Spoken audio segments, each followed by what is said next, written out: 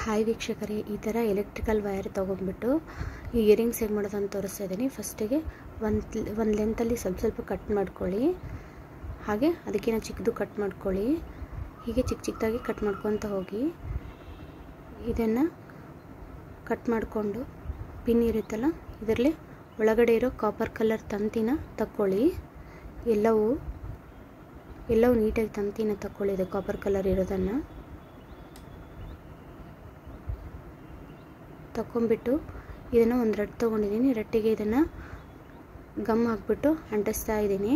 ನೋಡಿ, ಫಸ್ಟ್ ಒಂದು ದೊಡ್ಡದು, ಹಾಗೆ ಅದಕ್ಕಿಂತ ಕೆಳಗೆ ಚಿಕ್ಕದು, ಎರಡು ಸೈಡು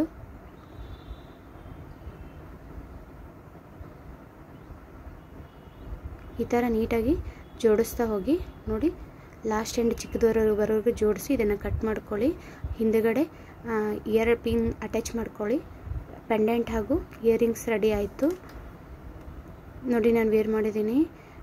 ಪೆಂಡೆಂಟ್ ಇಯರಿಂಗ್ಸ್ ರೆಡಿ ಆಯಿತು. ಇಷ್ಟ ಆದರೆ ಒಂದು ಲೈಕ್ ಮಾಡಿ, ಹಾಗೆ ನನ್ನ ಪೇಜ್ನ ಫಾಲೋ ಮಾಡಿ. Thank you for watching. ನೋಡಿ, ಪೆಂಡೆಂಟ್